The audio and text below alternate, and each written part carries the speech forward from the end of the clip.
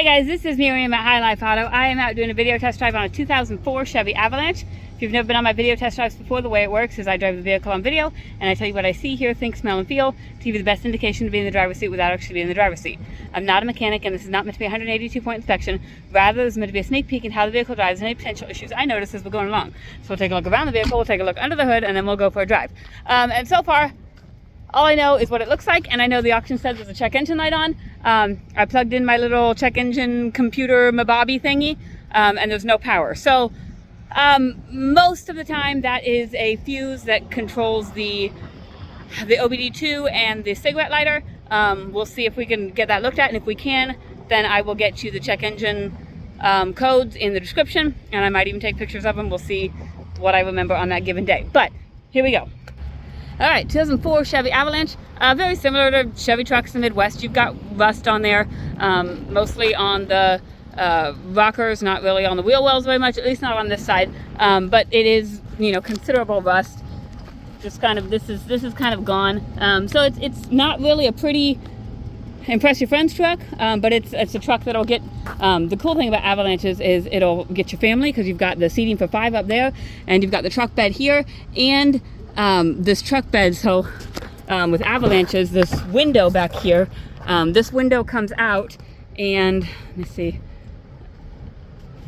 and pull the seat out, and then this comes down, folds down into an 8-foot bed. So you can have a truck or an SUV, or you can kind of have both if you don't need the full 8-foot. So that's the cool thing about Avalanches. You've got that, and we've got, this one's got the topper on it, which a lot of them at this age, they don't have that anymore. It's gone. You know, so that's kind of an option. And it looks like this one has, I don't know if that's a topper locker, or if that is, that might be, you know, on Dodge, they're called Ram boxes, but that might be boxes on the edge. I'll have to see if the key fits in there. And if that's what that does, or that might unlock the top, I'm not certain. But anyways, so again, rusty on the rockers. They put like this camo, I don't know, wallpaper or tape or something on the bottom. It's not perfect, but from 20 feet away, it looks pretty decent.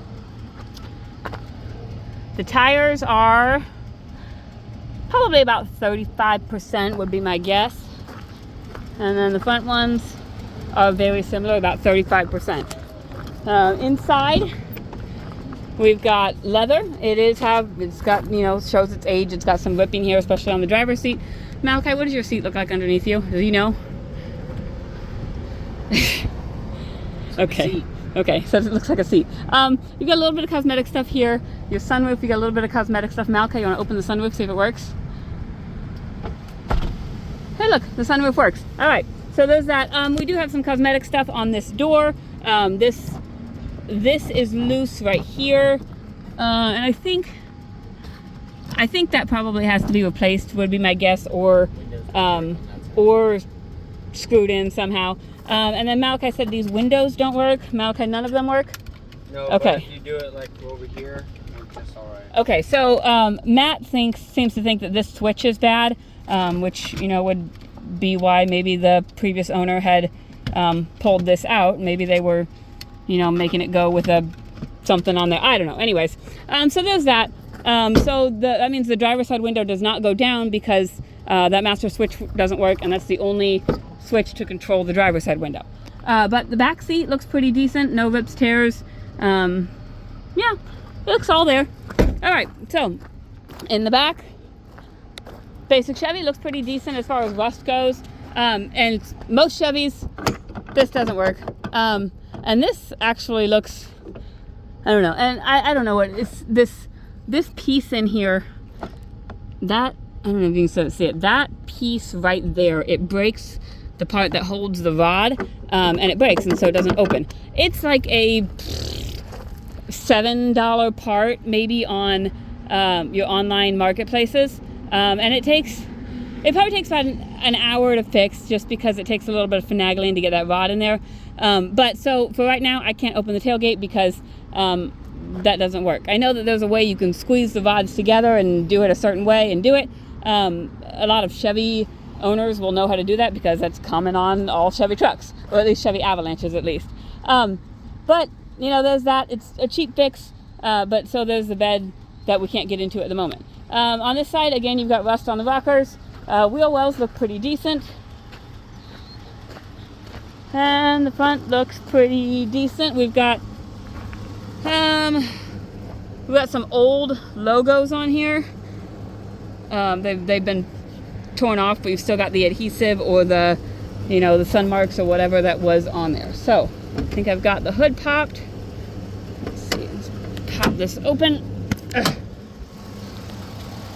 All right, and this should be your 5.3. I think all the Avalanches were the 5.3. And it sounds like it's running good. It started right up. These 5.3s are beasts. They're really awesome. They're really awesome motors. So yeah, there's that. All right, inside the truck we go. All right. So we have up here on the dash. It says service brake booster. Let me see if I can get through that to the odometer. Maybe.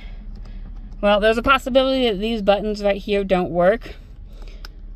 But the truck, they have to have had worked at some point because at the auction, they don't put miles on here unless they've seen it with their own eyes, and they've got 143,000 miles on here. So maybe these buttons are a little touchy, or maybe there's another way to get to them that I'm not seeing. Oh, well, maybe it's this button. Maybe I'm not very smart. Okay, 143,375. Okay. There's the check engine light, like I told you about. Right now we have almost a full tank of gas, which is almost worth its weight in gold right now. Okay. Malachi, you had the air on, is it not? It does not blow cold. It does not blow cold. Okay. And so that may need a Freon charge, or it may need a compressor, or sometimes you don't know. Usually we start with a Freon charge and see what happens, and we go from there. So he said it does not blow cold. It blows out, no, it's blowing out room temperature, like outside temperature air. So we're going to turn that off. That doesn't work either. That doesn't. Oh, I think that's because that has to be with the air conditioning. But the radio works. And you've got a CD player for all of you who still have your old CDs from high school. Like I said, sunroof works. And then Malachi, your window works. So the passenger front window works from that switch. Can you reach behind you and do the rear passenger window? See if that works. It's got those long monkey arms. Okay, rear passenger window works, and rear driver's side window works. So I'd like to say that all the windows work, but this one we just can't roll down because I think the switch is bad. So there's that, and that may be something that we get replaced. This is actually Malachi's truck. So as he has time, he's going to get the oil changed because we don't have an oil change sticker up here. Although he said the oil was golden, good level. Okay, so he might not change the oil just because if it still looks new, maybe they didn't put an oil change sticker on there. But we have, let's see, we've got heated seats that also don't work, so that might be part of this module here or something. Or maybe there's something in this door that's not working. What about your heated seats? They work. Okay, so Malachi's heated seats come on and they work. So passenger side works. The driver's side door, we just have some things going on here. And we just got to figure out what they are. So I'm going to go in drive. I'm going to put it in four-wheel drive, because even though it's 95 degrees out, winter will come. And we've got a four-wheel drive truck. All right. Put it back in two-wheel drive and adjust my steering wheel so it's not all the way up in the North Pole. And here we go.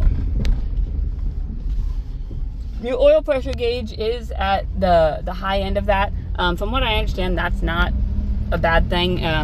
It's a bad thing when your oil pressure is low, but when it's high, from what I understand, it's not really a huge deal. So just so you know that's kind of on the higher end of things. But otherwise, your gauges are all right in the middle. They look fine, and the truck's been running for a good probably 15 to 20 minutes. And so we don't have any overheating problems. And it's driving really well. I mean, outside of just being a truck and a little bit of not smooth Cadillac-ness, it's driving really well. It has good power.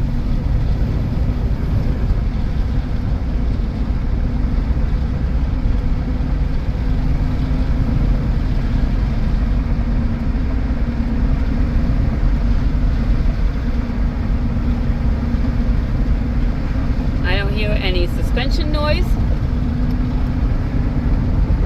Turn signals, left turn signal works, right turn signal works. Let's see, where's my windshield wipers on this? Windshield wipers work.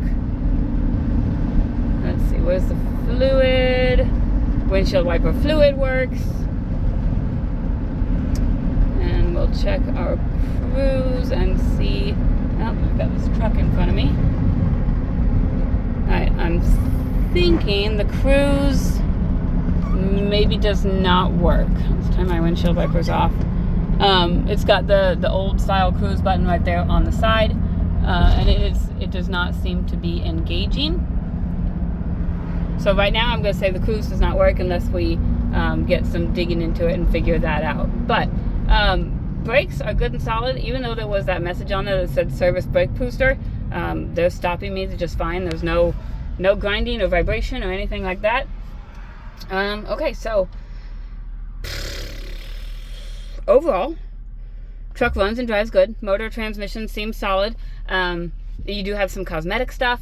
You do have a couple things that I'd like to get looked at, like the check engine light. I'd like to check the fuses on that anyways, and possibly throw in some Freon and see if that fixes the air conditioning. So just watch the video, read the description, and see what we've done. That's where I will update anything that we get done, anything that gets fixed or doesn't get fixed. That will all be there. And then if you still have any questions after all of that, my cell phone number, oh, we got to do horn. Horn works, okay. My cell phone number is 309-267-7200. Thanks, guys.